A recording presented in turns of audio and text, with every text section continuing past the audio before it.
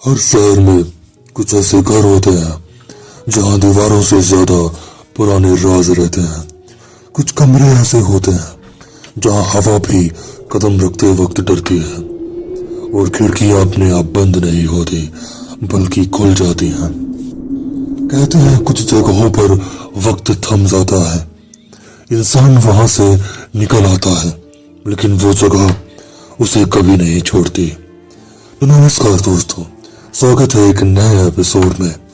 आज की कहानी एक ऐसे ही फ्लैट की है जहां कोई नहीं रहता, पर फिर भी ऐसा लगता है मानो हर रात कोई चल रहा हो। नाम है फ्लैट नंबर 704। और अगर तुम ये कहानी रात में सुन रहे हो तो खिड़की बंद जरूर कर लेना। मेरा नाम अर्पित है। पिछले साल जब मैं मुंबई में नौकरी के लिए शिफ्ट हुआ था, तब मुझे एक सस्ता 1 BHK फ्लैट मिल जाता है शिवम अपार्टमेंट्स में। मुंबई जैसे शहर में इतना सस्ता फ्लैट मिलना वाकई मुझे किस्मत लगती थी। कमरा साफ सुथरा था, पर अंदर घुसते ही अजीब सा भारीपन महसूस होता था, बेचैनी होती थी। वहां की वाइब मुझे अच्छी नहीं लग रही थी, लेकिन मुझे लगा शायद ये मेरे अंदर की थकान है जिसकी वजह से ये सारी चीजें मैं अनुभव कर पा रहा हूं। पहले कुछ दिन सब कुछ नॉर्मल थे। दिन में ऑफिस, रात को खाना बनाना और फिर मोबाइल चलाते हुए सो जाना, यही रूटीन था मेरा। लेकिन चौथी रात कुछ अलग हुआ।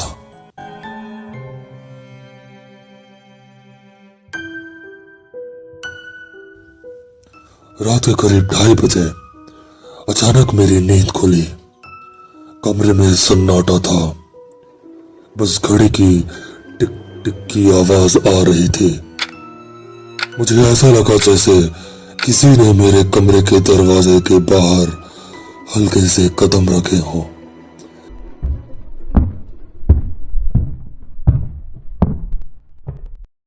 मैंने करवट बदली, तभी आवाज रुक जाती है। थोड़ी देर बाद वो आवाज एक बार फिर से सुनाई देती है। ऐसा लग रहा था मानो ऊपर वाले फ्लैट से आ रही हो। रात के 2:30 बजे 5वें माले पे आखिर कौन चल रहा था, ये मुझे नहीं पता था। मैं सो जाता हूं। सुबह उठकर मैंने बिल्डिंग के वॉचमैन से पूछा, भाई ऊपर 804 में कौन रहता है? वो बोला, 804 तो खाली है साहब, ये कोई 2 सालों से। उसने एक पल के लिए मेरी आंखों में देखा और फिर नजर झुका ली।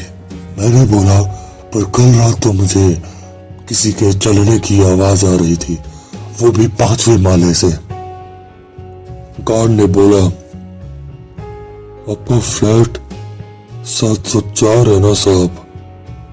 मुझे कहना नहीं चाहिए, पर पहले भी कोई रहता था वहां, लेकिन कोई भी 704 में ज्यादा दिन तक टिक नहीं पाता। कहते हैं वहां अजीबो गरीब चीजें होती हैं। मैंने पूछा क्यों, तो उसने रात में खिड़की से दूर रहना, खिड़की बंद ही रखना।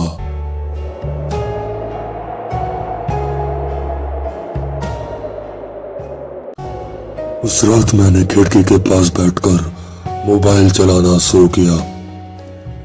नीचे सड़क पर लाइट्स झिलमिला रही थी और चारों तरफ सन्नाटा था। शिवम अपार्टमेंट्स की एक बात बहुत ही अजीब थी। 9 बजते ही यहाँ चारों तरफ सन्नाटा हो जाता था।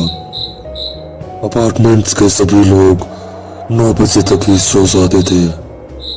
10 बजते ही ऐसा लगता था मानो अपार्टमेंट्स में कोई हो ही ना।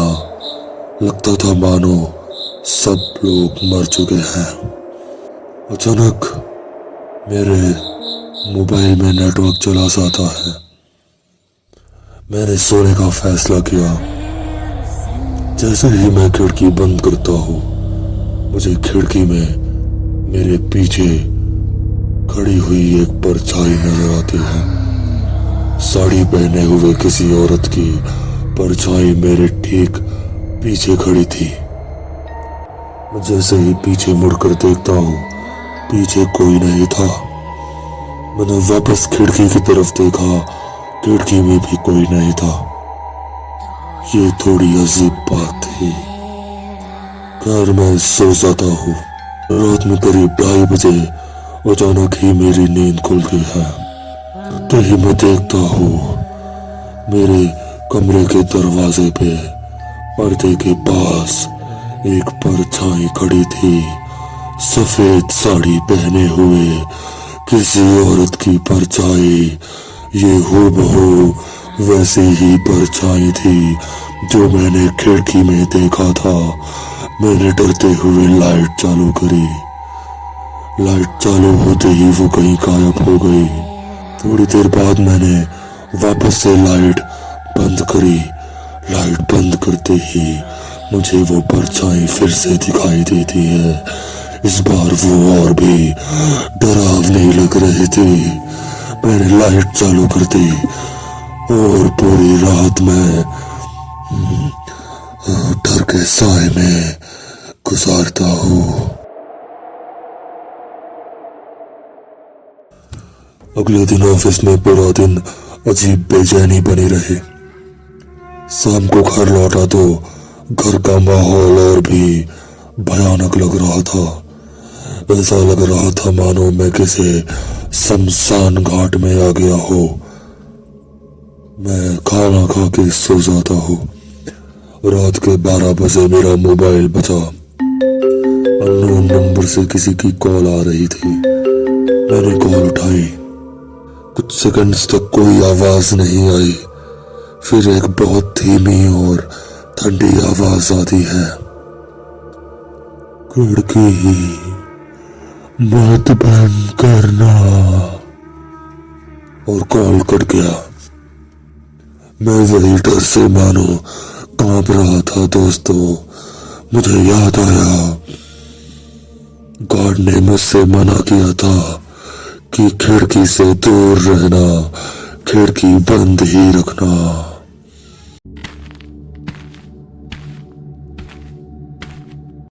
अगली रात मैंने पूरी कोशिश की कि जल्दी सो जाओ, लेकिन जैसे ही आंख लगी फिर वही धीमे कदमों के चलने की आहट सुनाई देती है। इस बार वो आवाज मेरे कमरे के भीतर से आ रही थी।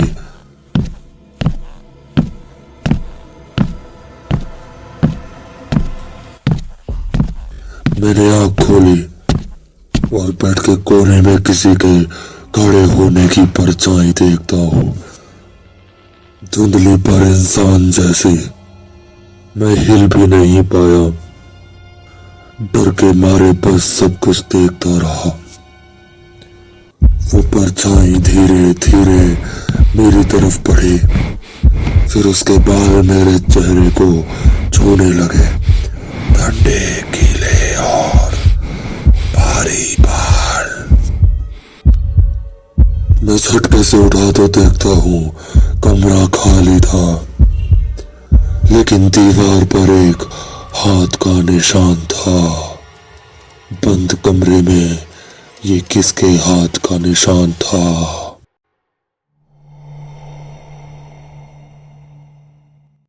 अगली सुबह मैंने सोसाइटी के ऑफिस में जाकर उस फ्लैट की डिटेल मांगी। पहले तो गार्ड ने टाल दिया, लेकिन जब मैंने ज्यादा जोर दिया तो उसने एक पुरानी फाइल निकाली और मुझे दी। उस फाइल में लिखा था, पूर्व किराएदार मिस नीलिमा रॉय, उम्र 27 साल, 5वां माला, कमरा नंबर 704। मृत्यु की तिथि 12 फरवरी 2023। मृत्यु का कारण खिड़की से गिरने के कारण मौत। उस गार्ड ने मुझे बताया कि कमरा नंबर 704 की उसी खिड़की से वो गिरकर मरी थी। कहते हैं उसने खुदकुशी की थी, लेकिन उसका कारण आज भी अज्ञान है।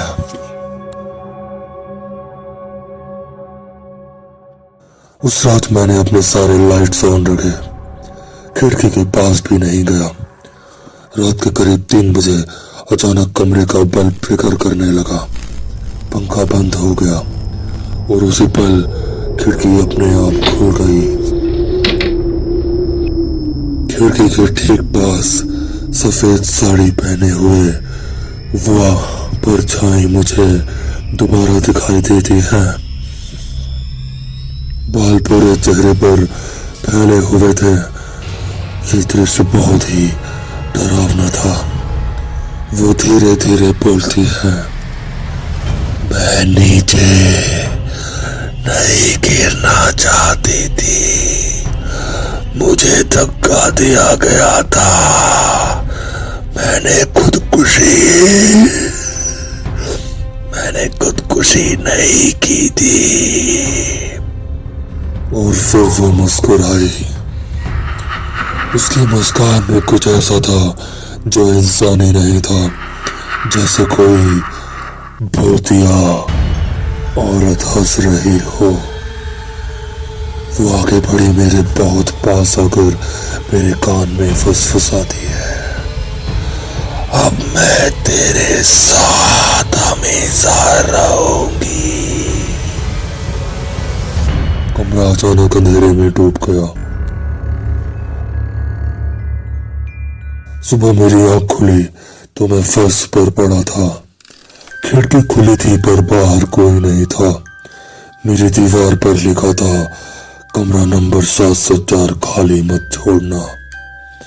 मैंने उसी दिन वो फ्लैट छोड़ दिया, पर जब बाहर निकल रहा था तो लिफ्ट के मिरर में मैंने देखा पीछे कोई खड़ा था, सफेद साड़ी में, बाल चेहरे पर झूलते हुए, और वो मुस्कुरा रही थी।